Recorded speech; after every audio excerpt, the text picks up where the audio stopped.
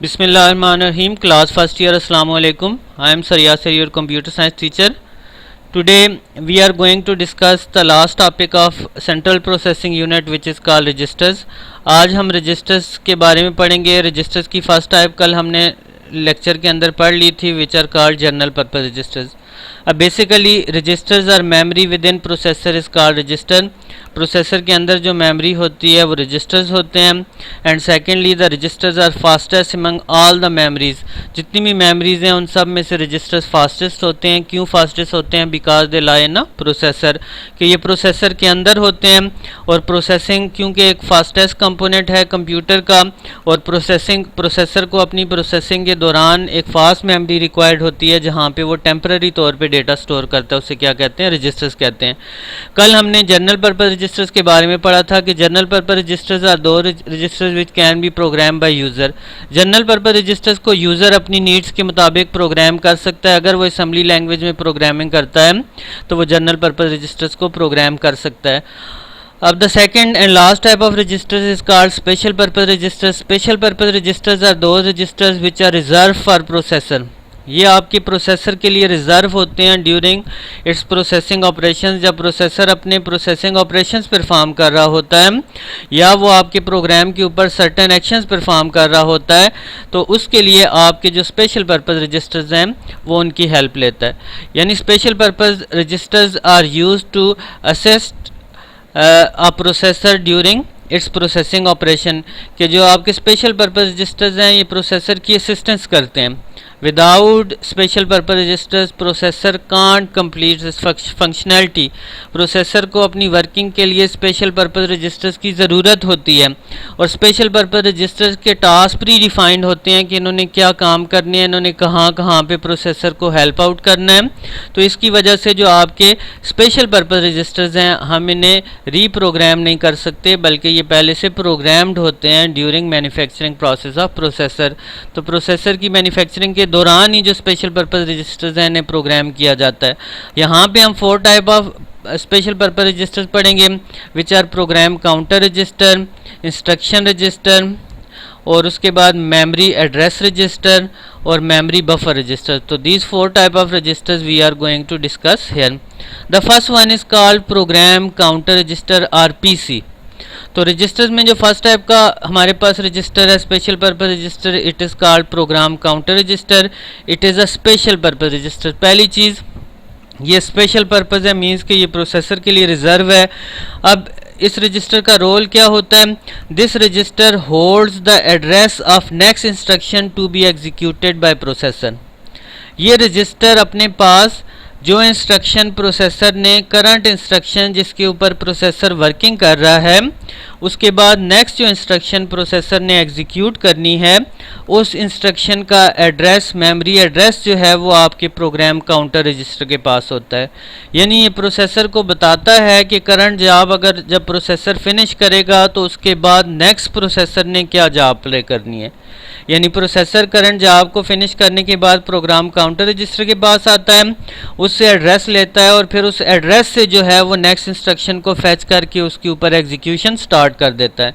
तो this register works as a PA for processor. ये processor के पीए के तौर पे काम करता है कि ये प्रोसेसर के लिए शेड्यूल बनाता जाता है कि नेक्स्ट प्रोसेसर ने किस इंस्ट्रक्शन के ऊपर काम करना है. Due to which it is also called sequence control register. इसे सीक्वेंस कंट्रोल रजिस्टर भी कहा जाता है कि ये प्रोसेसर की वर्किंग का सीक्वेंस जो है वो क्या करता है, डिसाइड करता है कि किस सीक्वेंस में प्रोसेसर ने वर्किंग करनी है.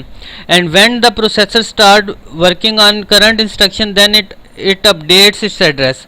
जब प्रोसेसर इससे एड्रेस ले लेता है और उसके ऊपर एग्जीक्यूशन स्टार्ट कर लेता है तो प्रोग्राम काउंटर रजिस्टर अपनी एड्रेस को इंक्रीमेंट कर लेता है या न्यू एड्रेस जो है अपडेट करके स्टोर कर लेता है. और प्रोसेसर जब फिर करंट इंस्ट्रक्शन को ख़त्म करता है फिर नेक्स्ट का एड्रेस इससे लेता है और ये अपने एड्रेस को अपडेट करता जाता है. तो basically program counter register helps the processor to execute an instruction. उसके बाद सेकंड टाइप का रजिस्टर उसे कहते हैं मेमोरी एड्रेस रजिस्टर और MAR. Memory address register is also a special purpose register. ये भी स्पेशल पर्पस रजिस्टर है.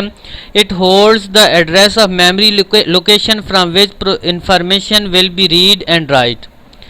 अब जब प्रोसेसर के पास कोई भी इंस्ट्रक्शन आती है फॉर एग्जीक्यूशन, मैंने बताया कि उसका एड्रेस जो है वो प्रोग्राम काउंटर रजिस्टर से आता है प्रोसेसर के पास, कि प्रोग्राम काउंटर रजिस्टर से प्रोसेसर वो एड्रेस लेता है और उस इंस्ट्रक्शन के ऊपर एग्जीक्यूशन स्टार्ट कर देता है, और प्रोग्राम काउंटर रजिस्टर अपनी एड्रेस को क्या कर लेता है, इंक्रीमेंट कर लेता है।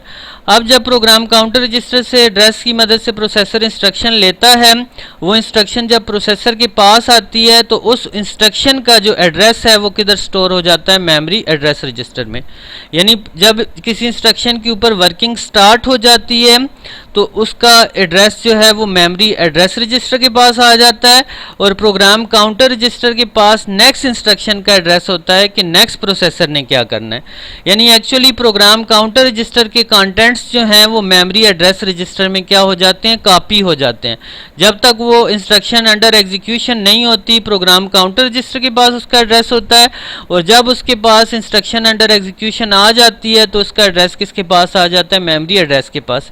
ये एड्रेसेस होल्ड करना क्यों ज़रूरी है, क्योंकि आप देखते हैं आप कोई भी चीज़ प्ले करते हैं ये तो वापस जब आप उसे क्लोज करते हैं कोई गेम, तो उसके कंटेंट्स जाके वापस उसी लोकेशन पे सेव होते हैं। ऐसे नहीं है कोई आप गेम खेल रहे हैं उसमें आपने 2-4 स्टेजेस किए तो वो गेम किसी दूसरी ड्राइव पे जाके सेव हो जाए या दूसरी लोकेशन में या दूसरे फोल्डर में सेव हो जाए, बल्कि वो उसी लोकेशन पे सेव रहती है। तो वो किसकी मदद से सेव रहती है, मेमोरी एड्रेस रजिस्टर की मदद से, कि इसके पास एड्रेसेस होते हैं कि डेटा कहाँ से आया था, ताकि वापस जाके जब ये डेटा स्टोर हो तो वो उसी लोकेशन पे स्टोर हो। तो contents of program counter registers are copied to memory address register and program counter register increment itself. तो वही चीज़ को प्रोग्राम काउंटर रजिस्टर के कंटेंट मेमोरी एड्रेस रजिस्टर को कॉपी हो जाते हैं और ये अपनी वैल्यू को क्या कर लेता है, इंक्रीमेंट कर लेता है। उसके बाद थर्ड टाइप का रजिस्टर है, उसे कहते हैं करंट इंस्ट्रक्शन रजिस्टर और इंस्ट्रक्शन रजिस्टर। इसे CIR भी कहा जाता है, करंट इंस्ट्रक्शन रजिस्टर या IR इंस्ट्रक्शन रजिस्टर भी कहा जाता है। अब जो इंस्ट्रक्शन अंडर एग्जीक्यूशन होती है उसका एड्रेस मैंने बताया कि मेमोरी एड्रेस रजिस्टर के पास होता है। अब कोई भी इंस्ट्रक्शन जब प्रोसेसर के पास आती है वो डी कोड होती है। हम आगे जाके पढ़ेंगे हर इंस्ट्रक्शन के दो हिस्से होते हैं, एक उसका ऑपरेटर होता है, एक उसका ऑपरेंड होता है। यानी ऑपरेटर जो उसके ऊपर एक्शन परफॉर्म करना है, और ऑपरेंड्स जो हैं वो वैल्यूज़ होती हैं जिनके ऊपर एक्शन परफॉर्म करते हैं। फॉर एग्जांपल आप कॉपी की कमांड यूज़ करते हैं, कॉपी जो है वो उसका ऑप कोड या ऑपरेटर होता है, ऑपरेशन कोड होता है कि इसके ऊपर कॉपी का एक्शन परफॉर्म करना है, और कंटेंट्स क्या होते हैं, वो फाइल जिनके ऊपर एक्शन परफॉर्म होता है। यानी हर इंस्ट्रक्शन के दो हिस्से होते हैं, एक उसका ऑपरेशन कोड होता है और एक उसके ऑपरेंड होते हैं। तो जब इंस्ट्रक्शन आपके प्रोसेसर के पास आती है तो वो डी कोड होती है, उसके ऑपरेंड और ऑपरेटर अलग हो जाते हैं। तो ये ऑपरेंड और ऑपरेटर जो है वो कहाँ पे स्टोर होते हैं, करंट इंस्ट्रक्शन रजिस्टर में। यानी this register contains information about current instruction operators and operands, कि आपकी करंट इंस्ट्रक्शन डी कोड होने के बाद उसके कंटेंट्स और उसके ऊपर ऑपरेशन जो परफॉर्म होना होता है वो अलग हो जाते हैं। तो उनकी इंफॉर्मेशन आपकी किसके पास होती है, करंट इंस्ट्रक्शन रजिस्टर के पास।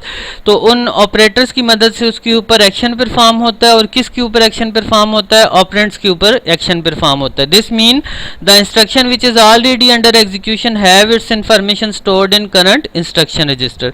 उसके बाद जो हमारे पास लास्ट टाइप का रजिस्टर है स्पेशल पर्पज, उससे क्या कहते हैं, मेमोरी बफर रजिस्टर। अब buffer is a temporary memory. Processor के पास कोई भी चीज़ इन और आउट होती है तो वो किसकी मदद से होती है, मेमोरी बफर रजिस्टर की मदद से।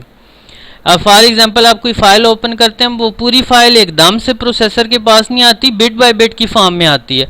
तो वो 1 सेकंड के भी, अगर नैनो सेकंड के लिए भी, वो अगर थोड़ी देर के लिए उसे कंबाइन होना पड़ता है ताकि उसके ऊपर प्रोसेसिंग स्टार्ट हो, तो वो बफर में जो है वो स्टोर होती है। वहाँ से फिर जब वो कंप्लीट होती है तो उसके ऊपर प्रोसेसिंग स्टार्ट होती है।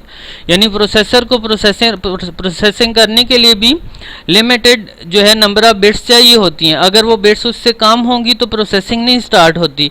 तो वो बिट्स आके रैम से जब आती हैं कैश में और कैश से प्रोसेसर में, तो वो आके जहाँ पे जमा होती हैं तो वो उसे क्या कहते हैं, मेमोरी बफर रजिस्टर। तो बफर इस तरह की मेमोरीज होती हैं जो टेम्पररी तौर पे डेटा को होल्ड करती हैं, और इनका काम ये होता है कि रिक्वायर्ड डेटा को प्रोसेसर के लिए अवेलेबल बनाना। तो मेमोरी बफर रजिस्टर जो है वो टेम्पररी तौर पे डेटा को स्टोर करते हैं और फिर प्रोसेसर की रिक्वायरमेंट के मुताबिक उसे अवेलेबल बनाते हैं। तो ये स्टूडेंट्स हमारे पास रजिस्टर्स की टाइप थी जो जनरल पर्पज़ और स्पेशल पर्पज़ थे। तो नेक्स्ट वीक में इंशाल्लाह हम इसे आगे कंटिन्यू करेंगे और आपका इन रजिस्टर्स तक CPU वाले चैप्टर का क्या होगा, टेस्ट होगा जिसमें CU ALU और हम रजिस्टर्स को डिटेल से डिस्कस करेंगे। Thank you.